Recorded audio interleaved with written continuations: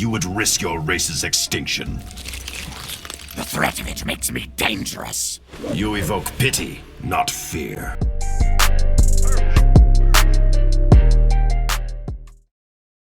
Hello guys, and welcome to another MK Mobile character review, today featuring Cold War Sub-Zero. As usual guys, please note the date when this video has been recorded, because a lot of things may have changed since then, and if you're not familiar with the matrix I'm using in order to evaluate characters, you can find it on the top right corner of the screen. So without any further ado, let us put Cold War Sub-Zero to the test.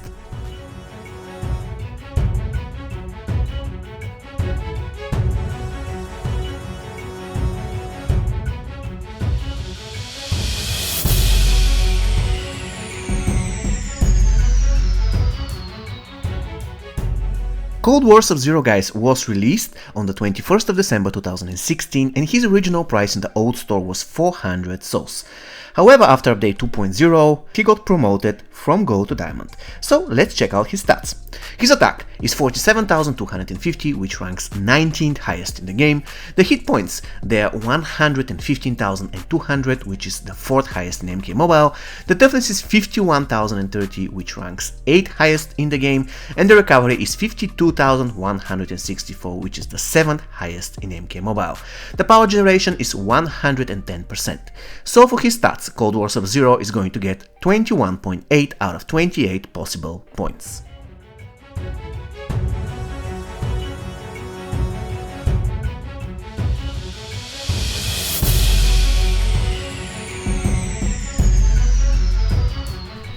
Special one of Cold War Sub-Zero guys is called Ice Bow, and it is basically like any other special one of any other Sub-Zero except for MK11 Sub-Zero.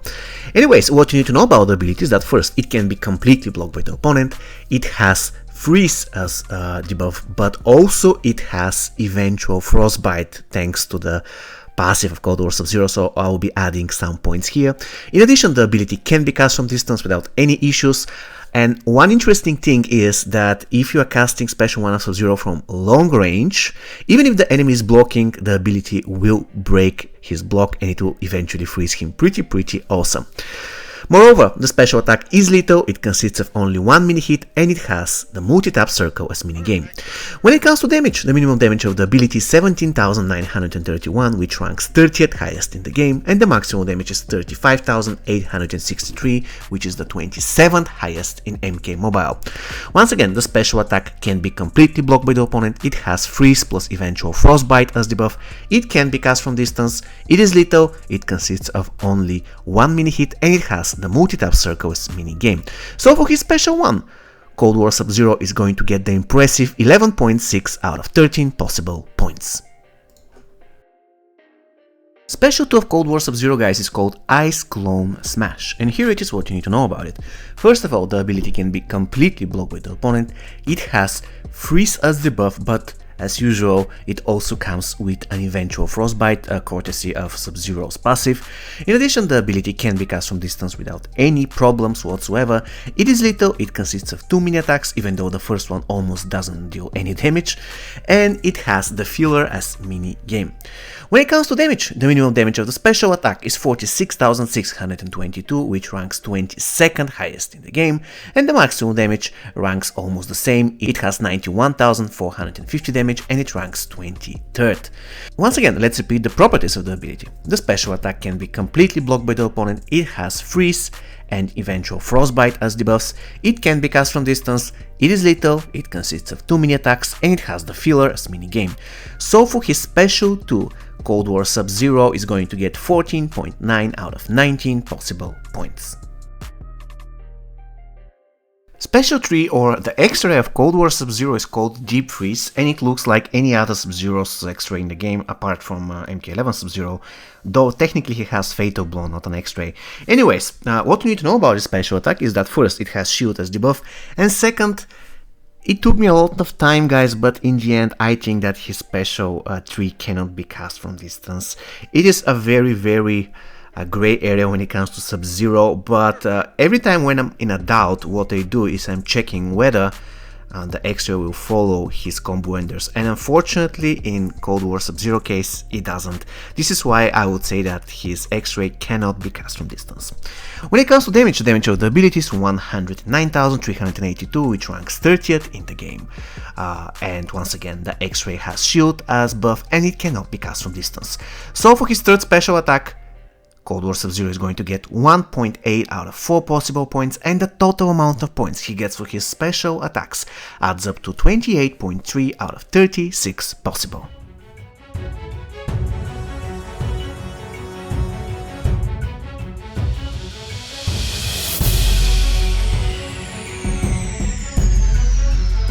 A lot of people consider Cold War Sub-Zero as being the best fighter among the Sub-Zeros. However, I disagree here, especially after the recent buff Circular Shadow Sub-Zero got. I believe that he is now the best Sub-Zero fighter. And let me tell you why. Cold War Sub-Zero basic attacks are not flawless. In fact, they have a lot of issues. First thing, if the enemy is blocking and you don't have a block breaker, Cold War Sub-Zero doesn't push his opponent away, which leaves him vulnerable for counterattack. It is very good that he has pretty fast recovery speed, so let's say he's relatively safe, but not completely safe. With that mentioned, his punching speed is not really great, and on top of that, his special one doesn't flow smoothly after one of his combo enders, and the opponent will eventually block it, and that's really unfortunate for Sub-Zero. However, the good news is that his special one will pretty much connect after the other combo ender Sub-Zero has, so it's not really that bad. And in general, if you give Sub-Zero block breaker, he's basically one of the greatest fighters in the game, because it's so much difficult to break his chaining once he has block breaker, considering the fact that he can literally get to special one in 2 and 3 hits if in a Cold War team, and even if outside of Cold War team it is not that difficult. So he is one of the better diamonds when it comes to punching and basic attacks in general, but not the greatest by far. And of course, I was about to forget the most important part about his basic attacks. It is the fact that Sub-Zero is the real MC Hammer. He is absolutely gorgeous with this hammer strike. Currently you're seeing footage of it. You can change this forever, trust me guys, and on top of that it's extremely easy, especially against characters that have very slow initiation speed, such as for example Assassin Jade. By the time it takes her to swing her stuff or whatever to hit you, you can punch her head with this MC Hammer thing, and you can chain that forever. So definitely Cold War Sub-Zero deserves a solid 8 out of 10 for his basic attacks.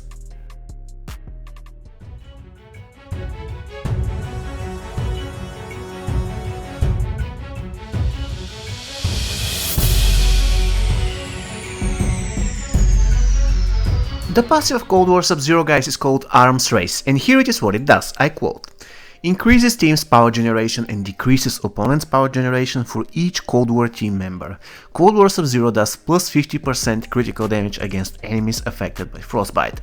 Cold War teammates using special attacks have a 15% chance to cause frostbite, actually 50%, I'm sorry. And the synergy part, Cold War characters do 10% more damage versus the other dead characters. Now, this is one of those passives that I would never rate with 20 points, because it is very, let's call it this way, Sub-Zero can work in any team, but he can shine, truly shine in a Cold War team. So he's lucky enough to be a martial artist, so he can be easily supported outside of a Cold War team, unlike Scorpion, for example, who is NetherRealm. So in general, pretty useful passive. This passive can be used in almost any game mode, and once again, thanks to the fact that Sub-Zero is a part of the martial artist class, he can be easily supported. And of course, in a Cold War team, this guy is a beast. The enemies will be non-stop either frozen or frostbitten or both. And in outside of a Cold War team, this passive still works. However, we have to admit that this passive is very good, very useful, because freeze with frostbite on every single special attack is pretty cool.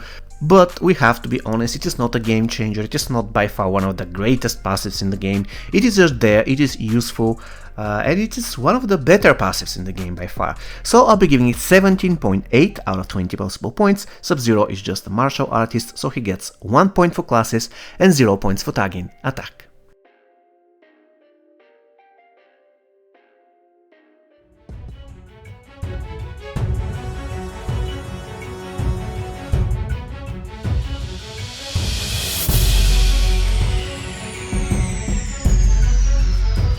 Okay guys, it is time to decide whether Cold War Sub-Zero is a good character, and in order to answer this question, like usual, let's take a look at the bigger picture. He has pretty decent stats, not the greatest but definitely not bad. He also has very useful special attacks with 2 debuffs on each of them. While it is true that on one of the debuffs there is chance for it happening, but we have to take into consideration the fact that if Sub-Zero is in a Cold War team, he can spam his special one forever, like all the time. In addition, his passive is pretty great, however it shines in a Cold War team, but outside of it, it is still okay.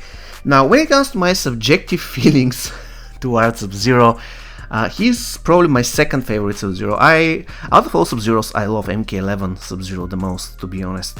MK11 Sub-Zero is pretty cool, and in the past I didn't like him that much, but recently he's very useful for survival mode, guys, and also the thing, he can just tag in and insta-kill anybody. I really love that aspect of his gameplay.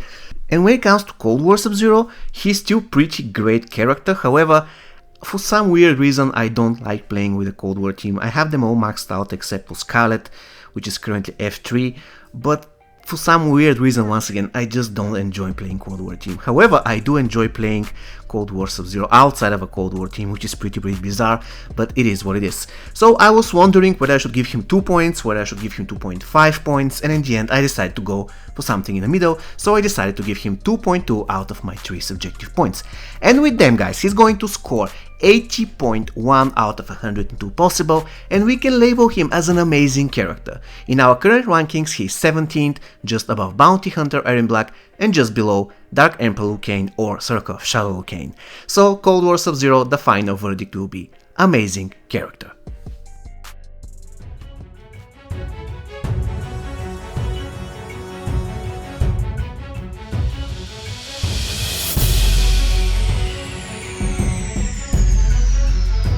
To be honest with you guys, I often use Cold War Sub-Zero as my starter, but in survival mode, my starter is usually the guy who is going to have exclusively defensive equipment, and I won't be using him that often in the fight, except if my starter is Classic Raiden, but it's an exception.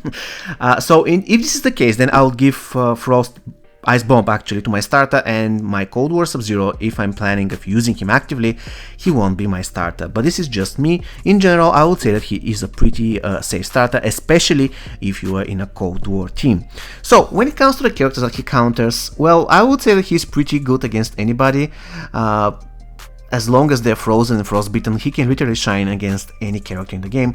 However, he will have some issues against MK11 Jade, especially if Sub-Zero doesn't have a lot of starting power. Also, Sub-Zero suffers against Assassin Jade, and he's not really that great against Classic Smoke, because he relies on a lot of debuffs, and he doesn't like being frozen or frostbitten himself. Okay guys, we got to the equipment, and now I won't be Captain Obvious here. If you have Cold War Tower equipment, that involves freezing enemies or something, or you have Lin Kuei Tower equipment, of course Sub-Zero will love that, and you should give him tower equipment. And for example, the Kuai Liang Scepter is one of the best equipment for him. But if you do not have such equipment, then what I would give him is Devastator if he's my starter. If he isn't my starter, then the Rat Hammer, also the Shao Kahn Helmet, one of the best armors in the game. He also requires Block Breaker. It is totally up to you. Cento Blade will work, Revolvers will work, Kitana Fan will work because it will eventually heal you back, and also you can consider his daggers, but that's only if you are playing Sub-Zero on his special 2, which I don't recommend. It is much easier and safer to focus on using his special 1. With that said, let's move to the teams, guys, and I will start with the obvious team. Sub-Zero should be in a Cold War team, and the best members for this team is, first, Cold War Scarlet, because you can gain shield on special 1, and second, Cold War Sonya, because it gives you 1 ice armor or whatever. I don't know how it is called. I actually totally forgot how to call it, but you got my point. So yeah, apart from this, you can team him up with any strong martial artist, for example Hellspawn, Scorpion, and Classic Liu Kang. That's one of the best teams in the game, really strong team. And basically any other team. You have to keep in mind that Sub-Zero has shield on his X-Ray, so you can take advantage of it and build very strong X-Ray team. Okay guys, Kold War Sub-Zero, what do you think of him? Do you like him? Do you dislike him? Please let me know in the comments. Once again, he scored 80.1 on our scale, and we labeled him as an amazing character. As usual, guys, if you want to see more reviews, you can find the playlist on the top right corner of the screen. And if you want to know which is the next on-demand review coming in next week, it is Kold War Sonya. See you next time, guys. Take care and stay safe.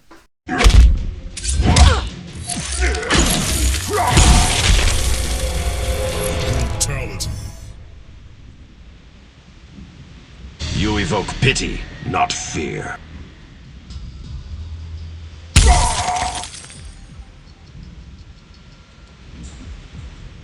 Well done.